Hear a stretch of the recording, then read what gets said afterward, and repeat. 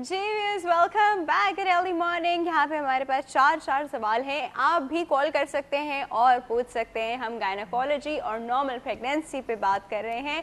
तो सबसे पहले सवाल से शुरू करते हैं। उन्होंने कहा था कि आजकल हर एक ये सिजेरियन क्यों हो रहा है। पहले दाइयाँ आती थी और दाइयाँ आके आराम से डिलीवर करके चली जाती थी। अब बहुत सारे केसेस जो है वो सिजेरियन की तरफ जा रहे होते हैं। Why is that so? अच्छा, ये मैं एक गलतफ़हमी आम पब्लिक की भी दूर करना चाहती हूँ और मुरसलीन साहब की भी दूर करना चाहती हूँ।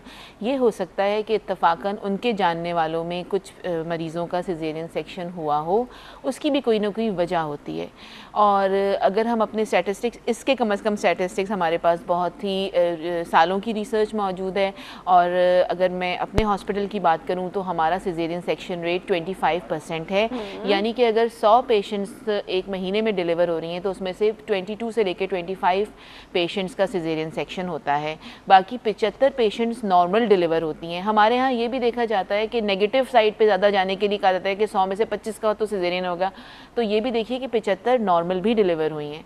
तो 25% world wide caesarean section rate है। मैं मानती हूँ कि कुछ ज़्यादा है, लेकिन अगर आप पुराने ज़माने से कंपेयर करेंगे तो उसमें आप ये भी देखिए कि औरतें, आपने कितनी दफ़ा सुना होगा कि माँ बच्चे की पैदाइश में मर गई। पहले ये बहुत होता था। आपने सुना होगा कि आपकी नानी, दादी, खाला की बहन और फलानी, मतलब कोई भी ख़ानदान में ज़रूर कोई ना कोई एक ऐसा मिसाल होती थी जिसमें कि वो तो चाइल्ड बर्थ के दौरान मर गई, या बच्चा पैदा होने के बाद इतनी बीमार हो गई कि मर गई, खून बहुत बह गया तो मर गई। तो आप ये देखिए कि पहले औरतें किस कदर मरा करती थीं। 9 बच्चे पैदा हुए, 10वें बच्चे में मर गई, या अगर दाई ने आके बच्चा डिलीवर कराया तो वो बच्चा मरा हुआ पैदा हुआ। तो आप ये देखिए कि अगर किसी का सिजेरियन हम करते भी हैं तो उसमें कोई ना कोई वजह होती है। Definitely. क्योंकि जैसे जैसे साइंस तरक्की कर रही है, हमारे पास फीटल सर्वेलेंस, जिसको मैं आम अल्फाज में कहूँगी कि पेंस के दौरान बच्चे की क्या हालत है, उसका दिल सही चल रहा है कि नहीं चल रहा, खुदा न खास्ता वो डिस्ट्रेस में तो नहीं जा रहा, उसके तरीके बढ़ते चले जा रहे हैं। और जाहिर है कि कोई भी डॉक्टर या माँ नहीं चाहेगी कि जिस माँ ने 9 महीने अपना बच्चा पेट में रख के पाला हो, वो ड्यूरिंग पेन्स उसको कोई प्रॉब्लम हो, या वो खुदा न खास्ता बच्चा मर जाए या बच्चा बुरी हालत में निकले। और ना ही ये कोई ऑब्स्टेट्रिशियन चाहती है। हमारे ऊपर 2 जानों की जिम्मेदारी होती है, एक माँ की जान और एक आने वाले बच्चे की जान। हम खुद भी बहुत बड़ी टेंशन में होते हैं और कोई शौक से सिजेरियन नहीं करता है। जब मरीज़ को या मरीज़ा को या बच्चे को ज़रूरत होती है तभी सिजेरियन किया जाता है। डॉक्टर साहब, if I am not wrong तो बहुत सारी आजकल लड़कियां जो हैं वो सिजेरियन ऑप्ट करती हैं कि हमें पेन ना हो। हाँ, जाहिर है वक्त के साथ साथ हमारी बच्चियों में, लड़कियों में पेन की और पेन बर्दाश्त करने की और सकत या ताकत कम होती चली जा रही है। पुराने ज़माने की औरतें बड़ी, बिकॉज आपने वैसे इतने सुकून से जिंदगी गुजारी होती है दैट यू डोंट वांट कि आपको उस वक्त इतना सिवियर पेन हो। और ये कुछ नेगेटिव प्रोपेगेंडा भी होता है। कुछ लोग कहते हैं पेन्स लेके भी सिजेरियन करना पड़ेगा। तो बहुत सी लड़कियां या बहुत सी ख़वातीन खुद भी ऑप्ट करती हैं कि आप हमारा सिजेरियन कर दें, हमने कौन से 10 बच्चे पैदा करने हैं कि हम जो है वो नॉर्मल डिलीवरी की तरफ जाएँ। वैसे बेसिकली मैं इस चीज़ को बहुत ज़्यादा पसंद नहीं करती, लेकिन ये पेशेंट राइट है। और अगर कोई पेशेंट हमें कहती है कि मेरा सिजेरियन कर दें तो हमें उस पेशेंट की बात माननी होती है। और भी बहुत से सवालात थे, बहुत सारे सवालात हैं, लेकिन एक कॉल भी है। पहले कॉल अटेंड करते हैं। जी अस्सलाम वालेकुम। जी अस्सलाम वालेकुम। Good healthy morning. कौन बात कर रहा है? जी जवार हुसैन बोल रहा हूँ। जवार साहब, कैसे हैं? बहुत दिन हो गए भाई। बस मैं जब भी फोन करता हूँ कुछ ना कुछ या वक्फा चल रहा होता है, ये वो कहते हैं कि अभी आपकी कॉल नहीं दे सकते। चले, आई एम सो सॉरी। आज क्या कहना चाहेंगे जवार साहब? बस बड़े दिनों बाद हाजिर हुआ हूँ। और आप ठीक हैं? हाँ जी, बिल्कुल ठीक ठाक हूँ। हमारे पोल का जवाब देंगे जवार साहब? हाँ जी बिल्कुल जरूर। देखें जी, जिंदगी जो है ना जी, ये तो है ही दूसरों के लिए। तो फिर अपने लिए क्या है? अपने लिए तो है ही कुछ नहीं है। जब बच्चा होता है वो माँ बाप के लिए होता है। अच्छा। जब उसके बच्चे हो जाते हैं वो बच्चों के लिए हो जाता है। अच्छा। तो उसका तो काम है बस खिदमत करते रहना। जैसे औरतें होती हैं, अपने घर में आ गई, बस उन्होंने खिदमत शुरू कर दी अपने मियाँ की, फिर अल्लाह ने बच्चे दे दिए, बच्चों की तरफ अपना आप भूल गई। हाँ जी, पर ये जिंदगी तो अप्रोच है। तो सही नहीं है ना कि आप सब कुछ इस तरह कर दें और मलंग की तरह जिंदगी गुजार दें, अपना आप भूल जाएं। ये नहीं अप्रोच जी, तो सही नहीं, नहीं है। स्ट्राइकिंग है right balance is the approach. नहीं वो ठीक है, आप सही फरमा रही हैं, लेकिन जिंदगी है दूसरों के लिए, जो किसी के काम आए, जो बाद में लोग याद करें कि जी मेरा अबू ऐसा था, मेरा चाचा ऐसा था, मेरा मामू ऐसा था। ठीक है, आप अपने लिए तो हर कोई कर लेता है ना, लेकिन मजा तो वो है ना जो लोग याद करें आपको। ओके चले ठीक है जवार साहब, आपका पॉइंट ऑफ व्यू भी और- इस जगह बिल्कुल और ठीक है। दूसरा आप कह रहे थे कि हमने कैसा प्रोग्राम होना चाहिए। हाँ जी, मैं तो कहता हूँ आपके प्रोग्राम का नाम होना चाहिए सेहत बाजार। सेहत बाजार। हाँ जी, जिस तरह के आपके प्रोग्राम होते हैं ना जी, हाँ जी, बहुत जबरदस्त प्रोग्राम होते हैं। चले चले, थैंक यू सो मच। आपका ये ओपिनियन मैं अपने पास नोट डाउन कर लेती हूँ, सेहत बाजार वाला। ठीक है जी, thank you so much for your call Jawar साहब, दैट्स क्यूट। नाम भी सोच के उन्होंने बता दिया।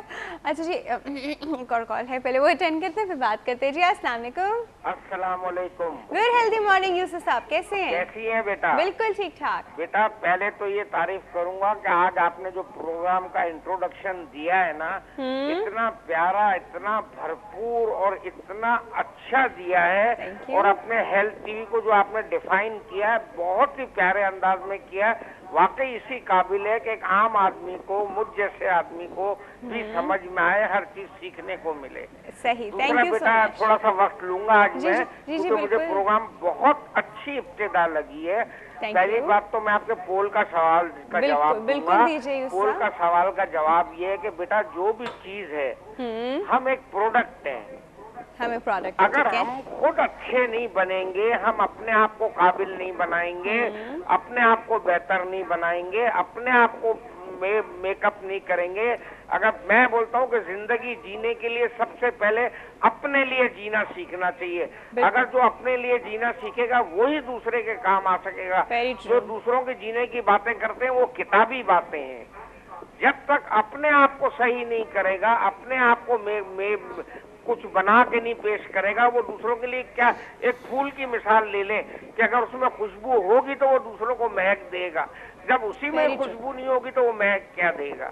तो आपके सही। सवाल का जवाब मेरी नजर में तो ये क्या है। बात है यूसुफ साहब, और आपने आज फिर एक गलती कर दी, पीछे टीवी सेट का बस वॉल्यूम ये जो है ना। मुझसे बहुत बड़ी गलती हो जाती है बेटे, मैं माजरत चाहता हूँ। चलें जी, कोई अच्छा, मसला दूसरा आपके डॉक्टर साहब से भी एक सवाल करना हाँ था। जी, जल्दी से पूछ मुरसलीन लीजिए। साहब ने जो सवाल किया था और उसके जवाब बहुत दफा सब डॉक्टर्स दे चुके हैं और सारे बहुत तफसील से दे चुके हैं, लेकिन मैं ये समझता हूँ कि हम एक अनाड़ी आदमी की तरह, जैसे साइंस ने बहुत तरक्की करी है, मिसाल के तौर पे एग्रीकल्चर में उन्होंने दवाइयाँ बनाई, इलाज बनाए, ये बनाए कि भाई ये प्रोडक्शन बढ़ जाए, ज़राअत में ज्यादा पैदावार हो जाए, सही। अच्छी क्वालिटी की पैदावार हो जाए, लेकिन उसके हम आसार जो देख रहे हैं वो उल्टे ही देख रहे हैं। मुर्गी हमें खाने को मिल रही है तो दवाई ज्यादा, गोश्त खाने को मिल रहा है तो प्रेशर ज्यादा, सब्जी खाने को मिल रही है तो पेस्टिसाइड ज्यादा।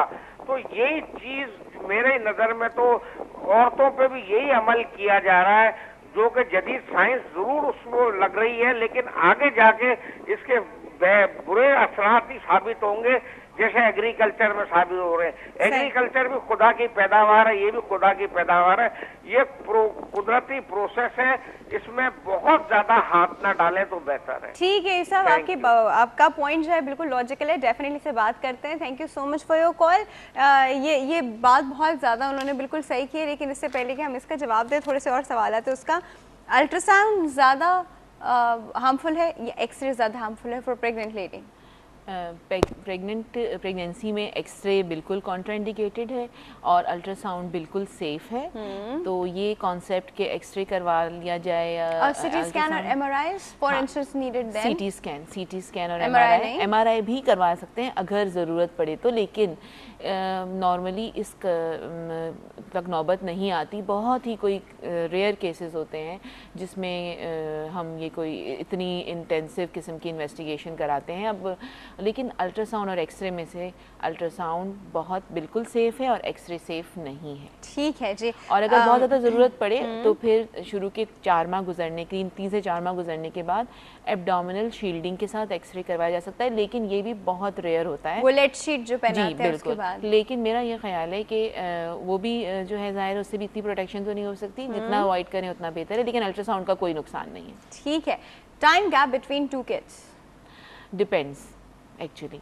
देखें हमारे यहाँ अगर आप किसी को ये कह दें कि आप 5 साल का वक्फा कर लें तो वो अक्सर ऑफेंडेड हो जाते हैं कि 5 साल बाद। हाँ बिल्कुल, उन्हीं के भले के लिए कह रहे हैं। हाँ उन्हीं के भले के लिए कह रहे हैं, लेकिन डिपेंड करता है कि आपका फैमिली साइज़ क्या है और आपकी पेशेंट की एज कितनी है। ठीक है, बहुत सी पेशेंट्स जो कि 35 इयर्स की एज में पहली दफ़ा प्रेग्नेंट हो रही हैं, अगर हम उनको बोल दें कि आप 5 इयर्स का वक्फा करें तो नेक्स्ट बिल्कुल। तो इसलिए डिपेंड करता है केस टू केस, लेकिन नॉर्मली एटलीस्ट मेरा ये ख्याल है कि 3.5 साल का वक्फा बहुत ही मुनासिब है।